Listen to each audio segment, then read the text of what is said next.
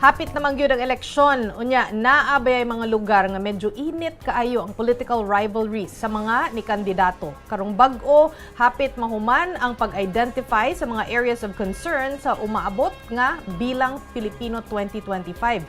Pero karon pa lang, mismo na ang Commission on Elections miingon kadaghanan daw aning gi-consider nga serious risk sa poll violence naa sa Bangsamoro region. Dako kini nga challenge sa security forces nato kay karon ra basab mahitabo ang una nilang parliamentary elections. Madungan ni sa national and local midterm elections. Ato karong istoryahon si COMELEC spokesperson Attorney John Rex Laudianco. Good afternoon, sir. Magandang hapon po, Ma'am Chiki, at sa lahat mo na taga-subaybay ng ating programa. Good afternoon. Sir, kumusta ang mga paghahanda sa BARM po?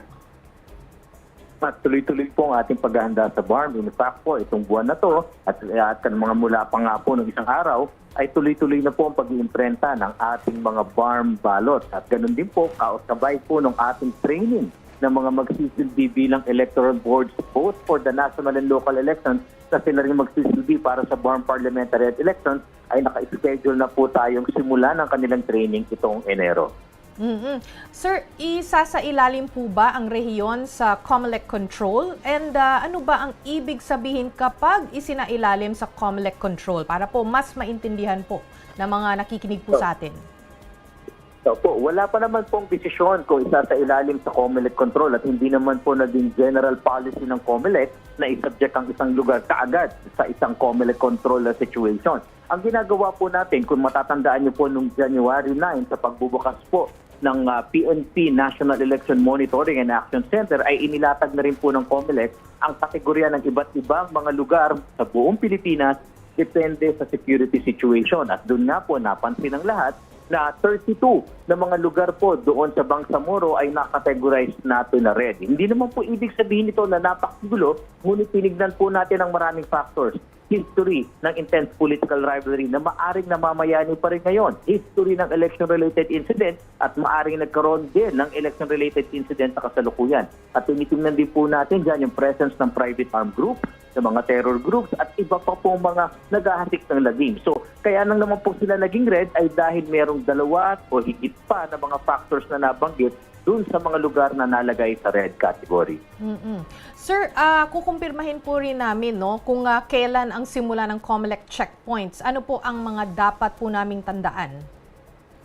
Opo, ang pagsisimula po ng COMELEC checkpoint ay kasabay na kapagsisimula ng ating election period, nakasabay din po ng pagsisimula ng gun ban. Ito po ay mamayang hating gabi na, January 12, 2025. At tatagal po ito hanggang June 11, 2025. Ano po ang aasahan natin dito? Una, yung pagbibili natin sa ating mga kababayan na nagmamay-ari ng baril, maari bang kayo ay merong license to own and possess firearms? Maaring kayo rin may permit to carry firearms outside of residence. Ngunit kung wala po kayong certificate of authority o yung tinatawag natin na gun ban exemption, kayo po ay lumalabag sa sections 31 and 32 ng ating Synchronized Election Act at Omnibus Election Code.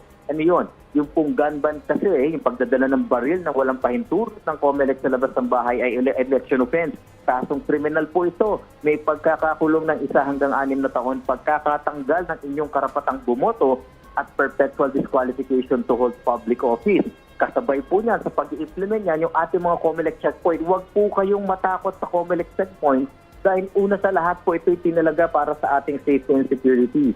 Yung pong checkpoint, yung mga pulis na nagmamando dyan ay under the supervision of COMELEC.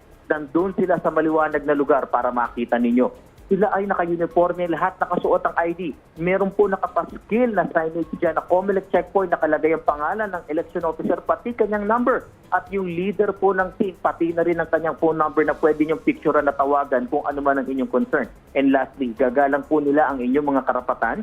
Lalong-lalo po ipapatupad yung tinatawag nating plain view doctrine kung saan wala po silang pabubuksan, whether kayo'y pabababain, yung compartment, yung glove box. Ang importante lang po, makita nila, pakibaba ang bintana, pakibuksan ng ilaw. Yan po ang mga panuntunan sa checkpoint.